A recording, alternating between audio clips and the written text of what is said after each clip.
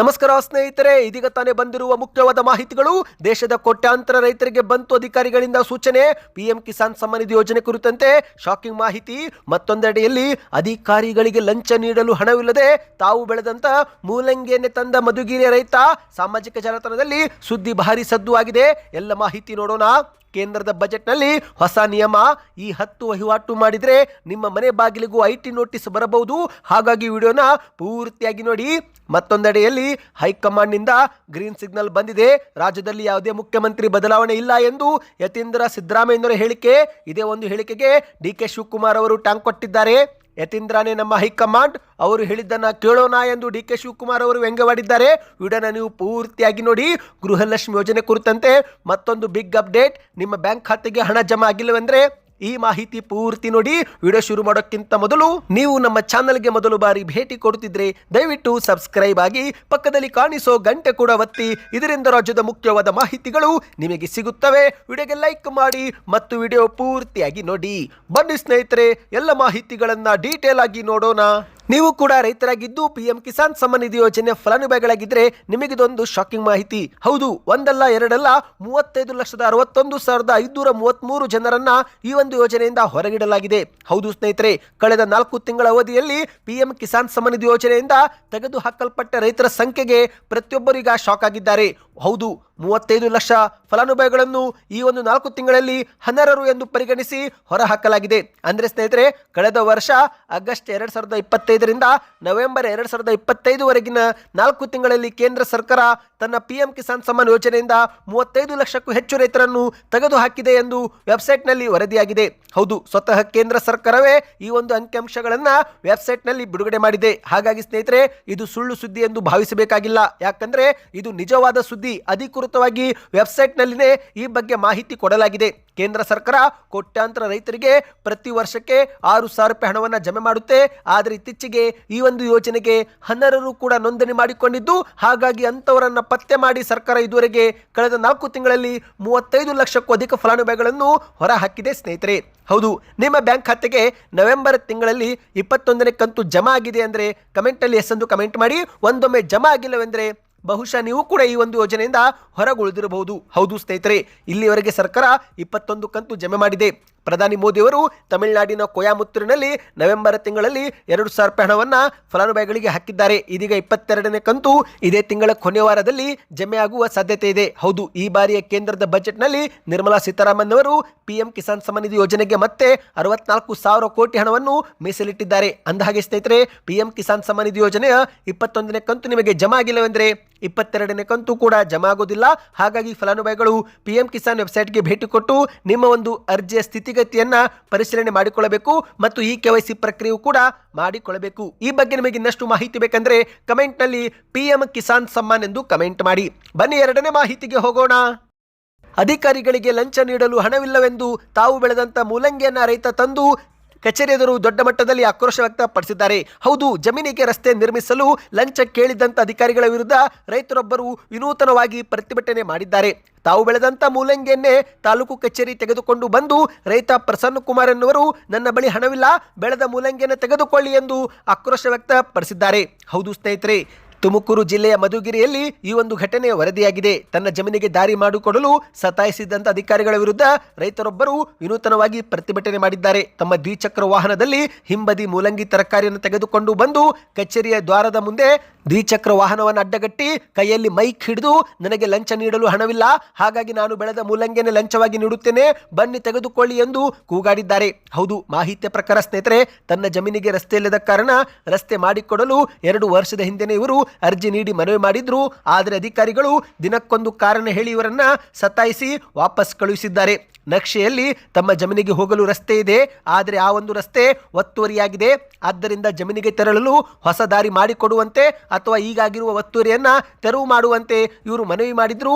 ಆದರೆ ಇದುವರೆಗೆ ಕಚೇರಿ ಅಧಿಕಾರಿಗಳು ಯಾವುದೇ ಕೆಲಸ ಮಾಡಿಲ್ಲ. ಹೌದು, ಅಂದಹಾಗೆ ಸ್ನೇಹಿತರೆ, 2 ತಿಂಗಳ ಹಿಂದೆ ಲೋಕಾಯುಕ್ತರು ಆಗಮಿಸಿ ತಿಂಗಳ ಒಳಗೆ ದಾರಿ ಮಾಡಿಕೊಡುವಂತೆ ಇಲ್ಲಿನ ಅಧಿಕಾರಿಗಳಿಗೆ ಸೂಚನೆ ಕೊಟ್ಟಿದ್ರಂತೆ. ಆದರೂ ಕೂಡ ಯಾವುದೇ ಅಧಿಕಾರಿಗಳು ಈ ಕುರಿತಂತೆ ಕೆಲಸ ಮಾಡಿಲ್ಲ. ಹೌದು, ಸ್ಥಳೀಯ ಅಧಿಕಾರಿಗಳು ದಿನಕ್ಕೊಂದು ಹೊಸ ಕತ್ತೆ ನೆಪ ಹೇಳಿ ಕೆಲಸವೇ ಮಾಡುತ್ತಿಲ್ಲವಂತೆ. ಅಧಿಕಾರಿಗಳಿಗೆ ದುಡ್ಡು ಕೊಡಲು ನನ್ನ ಬಳಿ ಹಣವಿಲ್ಲ, ಮೊದಲೇ ನಾನು ತರಕಾರಿ ಬೆಳೆದು ಜೀವನ ನಡೆಸುತ್ತಿದ್ದೇನೆ, ಹಾಗಾಗಿ ಈಗ ನಾನು ಬೆಳೆದಂತ ಮೂಲಂಗಿ ಕೊಡಲು ಇಲ್ಲಿ ಆಗಮಿಸಿದ್ದೇನೆ ಎಂದು ಮಾಧ್ಯಮಗಳ ಮುಂದೆ ರೈತ ಪ್ರಸನ್ನ ಕುಮಾರ್ ಅವರು ಆಕ್ರೋಶ ವ್ಯಕ್ತಪಡಿಸಿದ್ದಾರೆ. ಅಂದಹಾಗೆ ಸ್ನೇಹಿತರೆ, ರಸ್ತೆ ನಿರ್ಮಿಸಲು ಈ ಅಧಿಕಾರಿಗಳು ಹಿಂದೇಟು ಹಾಕಿದ್ದರಿಂದ ಬೇಸತ್ತಂತ ರೈತ ಪ್ರಸನ್ನ ಕುಮಾರ್ ಅವರು ಲೋಕಾಯುಕ್ತ ಕೋರ್ಟ್ ಮೊರೆ ಹೋಗಿದ್ರು. ಅಲ್ಲಿನ ಅಧಿಕಾರಿಗಳು ಸ್ಥಳೀಯ ಅಧಿಕಾರಿಗಳನ್ನ ತರಾಟೆಗೆ ತೆಗೆದುಕೊಂಡು ಒಂದೇ ತಿಂಗಳಲ್ಲಿ ರಸ್ತೆ ನಿರ್ಮಿಸಿಕೊಡುವಂತೆ ಆದೇಶ ಹೊರಡಿಸಿದ್ರು. ಆದರೆ ಈ ಒಂದು ಆದೇಶ ಹೊರಡಿಸಿಯೂ ಕೂಡ 2 ವರ್ಷ ಕಳೆದರೂ ಕೂಡ ರಸ್ತೆ ಆಗಿಲ್ಲ ಎಂದು ರೈತ ಮಾಧ್ಯಮಗಳ ಮುಂದೆ ದೂರಿದ್ದಾರೆ. ಈ ಬಗ್ಗೆ ನಿಮ್ಮ ಅನಿಸಿಕೆಯನ್ನು ಕಮೆಂಟ್ ಮಾಡಿ. ಬನ್ನಿ ಇದೀಗ 3ನೇ ಮುಖ್ಯವಾದ ಮಾಹಿತಿಗೆ ಹೋಗೋಣ. ಇತ್ತೀಚೆಗೆ ಫೆಬ್ರವರಿ 1ರಂದು ಹಣಕಾಸು ಸಚಿವೆ ಆಗಿರುವ ನಿರ್ಮಲಾ ಸೀತಾರಾಮನ್ ಅವರು ಬಜೆಟ್ ಅನ್ನು ಮಂಡಿಸಿದ್ದಾರೆ. ಆದರೆ ಈ ಬಾರಿಯ ಬಜೆಟ್ನಲ್ಲಿ ಹಲವಾರು ನಿಯಮಗಳು ಜಾರಿಗೆ ಮಾಡಲಾಗಿದೆ. ಅದರಲ್ಲಿ ಸ್ನೇಹಿತರೆ, ವಿಶೇಷವಾಗಿ ನೀವು ಕೂಡ ಬ್ಯಾಂಕ್ ಖಾತೆ ಹೊಂದಿದ್ರೆ ಅಥವಾ ಫೋನ್ ಪೇ, ಗೂಗಲ್ ಪೇ ಏನಾದರೂ ಬಳಕೆ ಮಾಡುತ್ತಿದ್ರೆ ಈ ಮಾಹಿತಿ ನಿಮಗೆ ತುಂಬಾನೇ ಮುಖ್ಯ. ಹೌದು, ಈ 10 ವಹಿವಾಟು ಮಾಡಿದ್ರೆ ನಿಮ್ಮ ಮನೆ ಬಾಗಿಲಿಗೂ ಇನ್ಕಮ್ ಟ್ಯಾಕ್ಸ್ ನೋಟಿಸ್ ಬರಬಹುದು. ಹೌದು, ಪ್ರತಿದಿನ ನಿಮ್ಮ ಒಂದು ಉಳಿತಾಯ ಬ್ಯಾಂಕ್ ಖಾತೆಯಿಂದ ನೀವು ಪಾವತಿ, ಹಣ ವರ್ಗಾವಣೆ ಅಥವಾ ಹಣ ಹಿಂಪಡೆಯುವಿಕೆ ಮಾಡಿಕೊಳ್ಳುತ್ತಿರುತ್ತೀರಿ. ಆದರೆ ಈ ಒಂದು ಕೆಲಸದಿಂದ ನಿಮ್ಮ ಮನೆ ಬಾಗಿಲಿಗೆ ತೆರಿಗೆ ನೋಟಿಸ್ ಬರಬಹುದು. ಹೌದು, ಉಳಿತಾಯ ಖಾತೆ ಕೇವಲ ಹಣ ಸಂಗ್ರಹಿಸಲು ಮತ್ತು ಖರ್ಚು ಮಾಡಲು ಇರುವ ಮಾರ್ಗ ಅಂತ ನೀವು ಅಂದುಕೊಂಡಿದ್ರೆ ಅದು ತಪ್ಪು ಸ್ನೇಹಿತರೆ. ಯಾಕಂದ್ರೆ ಈಗ ಆದಾಯ ತೆರಿಗೆ ಇಲಾಖೆಯವರು ಈ ಒಂದು ವಹಿವಾಟಿನ ಮೇಲೆ ಕಣ್ಣು ಇಟ್ಟಿದ್ದಾರೆ. ಅಷ್ಟೇ ಯಾಕೆ, ಸ್ವತಃ ನಿಮ್ಮ ಬ್ಯಾಂಕಿನವರೇ ಈ ಮಾಹಿತಿಯನ್ನು ಆದಾಯ ತೆರಿಗೆ ಇಲಾಖೆಗೆ ಕಳಿಸುತ್ತಾರಂತೆ. ಹೌದು, ಬಜೆಟ್ನಲ್ಲಿ ಇಂತಹ ಒಂದು ನಿಯಮ ಜಾರಿಗೆ ಮಾಡಲಾಗಿದೆ. ಇನ್ನು ಮುಂದೆ ಯಾರಾದರೂ ಈ ಒಂದು 10 ವಹಿವಾಟು ಮಾಡಿದ್ರೆ ಆಗ ನಿಮ್ಮ ಮನೆ ಬಾಗಿಲಿಗೆ ನೋಟಿಸ್ ಬರುವ ಸಾಧ್ಯತೆ ಇರುತ್ತೆ. ಹಾಗಾದ್ರೆ ಆ 10 ವಹಿವಾಟುಗಳು ಯಾವುದು ಎಂಬುದನ್ನು ಡೀಟೇಲ್ ಆಗಿ ನೋಡೋಣ. ಮೊದಲಿಗೆ ಸ್ನೇಹಿತರೆ, ಬ್ಯಾಂಕ್ನಲ್ಲಿ ದೊಡ್ಡ ಮೊತ್ತದ ಹಣವನ್ನು ನೀವು ಠೇವಣಿ ಮಾಡಿದ್ರೆ, ಅಂದ್ರೆ ಒಂದು ಹಣಕಾಸು ವರ್ಷದಲ್ಲಿ 10 ಲಕ್ಷ ರೂಪಾಯಿ ಅಥವಾ ಅದಕ್ಕಿಂತ ಹೆಚ್ಚಿಗೆ ಹಣ ನೀವೇನಾದರೂ ಜಮೆ ಮಾಡಿದ್ರೆ ಆಗ ಬ್ಯಾಂಕ್ನವರು ನಿಮ್ಮ ಮಾಹಿತಿಯನ್ನು ಆದಾಯ ತೆರಿಗೆ ಇಲಾಖೆಗೆ ಕಳಿಸುತ್ತಾರೆ. ಅಲ್ಲಿಂದ ನಿಮಗೆ ಒಂದು ನೋಟಿಸ್ ಬರುವ ಸಾಧ್ಯತೆ ಇರುತ್ತೆ. ಎರಡನೇದಾಗಿ ಕ್ರೆಡಿಟ್ ಕಾರ್ಡ್ ಪಾವತಿ. ಹೌದು, ಒಂದು ವರ್ಷದಲ್ಲಿ ಕ್ರೆಡಿಟ್ ಕಾರ್ಡ್ ಮೇಲೆ ನೀವೇನಾದರೂ ತಿಂಗಳಿಗೆ 1 ಲಕ್ಷ ರೂಪಾಯಿಗಿಂತ ಹೆಚ್ಚು ಹಣ ಪಾವತಿ ಮಾಡಿದರೂ ಕೂಡ ನಿಮ್ಮ ಮನೆ ಬಾಗಿಲಿಗೆ ನೋಟಿಸ್ ಬರುತ್ತೆ. ಮೂರನೇದಾಗಿ ದೊಡ್ಡ ಮೊತ್ತದ ಹಣ ಹಿಂಪಡೆಯುವಿಕೆ. ಹೌದು, ನಿಮ್ಮ ಒಂದು ಖಾತೆಯಿಂದ ಪದೇ ಪದೇ ಬೇರೆಯವರಿಂದ ನೀವೇನಾದರೂ ಹಣ ಪಡೆದುಕೊಳ್ಳುತ್ತಿದ್ರೆ ಆಗ ನಿಮಗೊಂದು ನೋಟಿಸ್ ಬರುವ ಸಾಧ್ಯತೆ ಇರುತ್ತೆ. ನಾಲ್ಕನೇದಾಗಿ 30 ಲಕ್ಷ ಅಥವಾ ಅದಕ್ಕಿಂತ ಹೆಚ್ಚಿನ ಮೌಲ್ಯದ ಆಸ್ತಿ ವ್ಯವಹಾರ ಮಾಡಿದ್ರೆ. ಹೌದು ಸ್ನೇಹಿತರೆ, ಇದು ಕೂಡ ಹೊಸ ನಿಯಮವಾಗಿದೆ. ಇನ್ನು 5ನೇದಾಗಿ ಬಳಕೆಯಿಲ್ಲದಂಥ ಬ್ಯಾಂಕ್ ಖಾತೆ ಏಕಾಏಕಿ ವಹಿವಾಟು ಮಾಡಿದರೆ, ಅಂದರೆ ನಿಷ್ಕ್ರಿಯಗೊಂಡಂಥ ಬ್ಯಾಂಕ್ ಖಾತೆಯಲ್ಲಿ ಸಕ್ರಿಯಗೊಂಡು ಏಕಾಏಕಿ ದೊಡ್ಡ ವಹಿವಾಟು ಮಾಡಿದರೂ ಕೂಡ ನಿಮ್ಮ ಮನೆ ಬಾಗಿಲಿಗೆ ನೋಟಿಸ್ ಬರಬಹುದು. 6ನೇದಾಗಿ ವಿದೇಶದಲ್ಲಿ ಹೆಚ್ಚಿನ ಹಣ ಖರ್ಚು ಮಾಡಿದರೆ, ಅಂದರೆ ಯಾರ ಬಳಿ ಅಂತಾರಾಷ್ಟ್ರೀಯ ಕಾರ್ಡ್ ಇರುತ್ತೋ ಆ ಒಂದು ಕಾರ್ಡ್ ಮೂಲಕ ನೀವು ಒಂದು ವರ್ಷದಲ್ಲಿ 10 ಲಕ್ಷ ರೂಪಾಯಿಗಿಂತ ಹೆಚ್ಚಿನ ವಿದೇಶಿ ವಹಿವಾಟು ಮಾಡಿದರೂ ಕೂಡ ನೋಟಿಸ್ ಬರಬಹುದು. 7ನೇದಾಗಿ ಬ್ಯಾಂಕ್ ಬಡ್ಡಿ ಮತ್ತು ITR ನಡುವಿನ ವ್ಯತ್ಯಾಸ.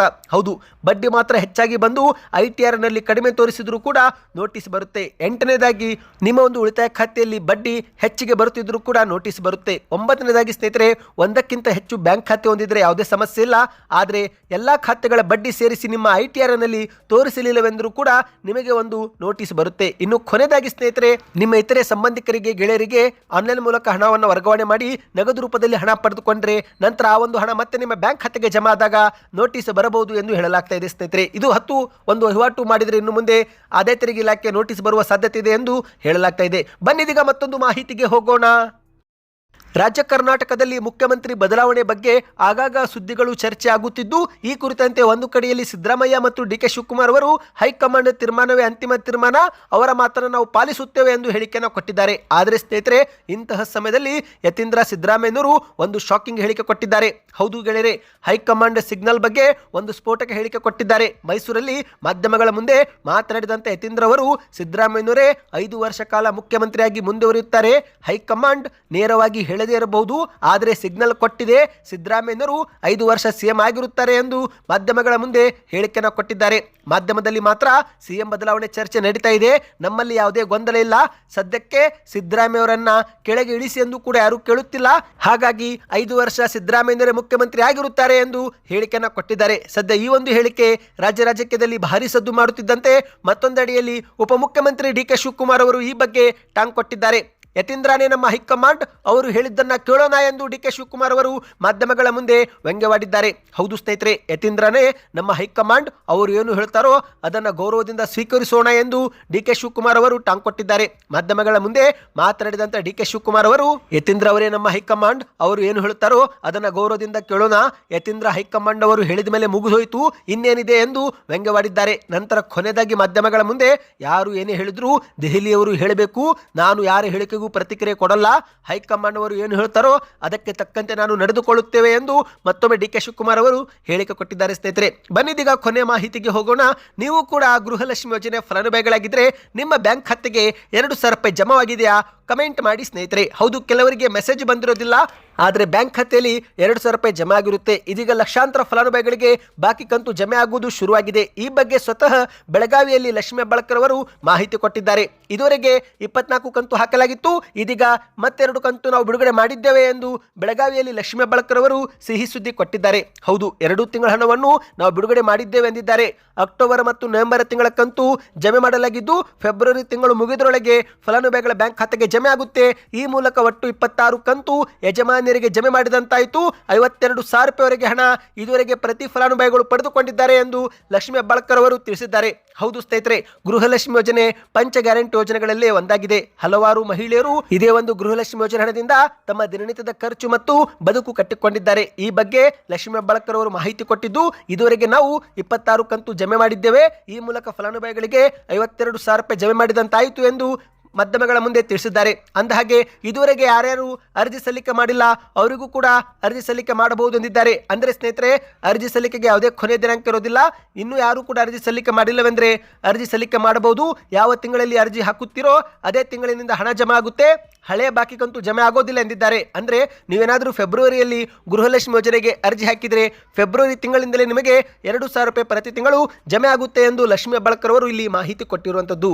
ಸದ್ಯಕ್ಕಿಷ್ಟೇತು ಸ್ನೇಹಿತರೆ, ಎಲ್ಲ ಮಾಹಿತಿ ಇಷ್ಟವಾಯ್ತಾ? ಹಾಗಾದರೆ ವಿಡಿಯೋಗೆ ಲೈಕ್ ಮಾಡ್ತಾ ಮುಂದಿನ ಮಾಹಿತಿಗೋಸ್ಕರ ಚಾನಲ್ಗೆ ಸಬ್ಸ್ಕ್ರೈಬ್ ಆಗಿ.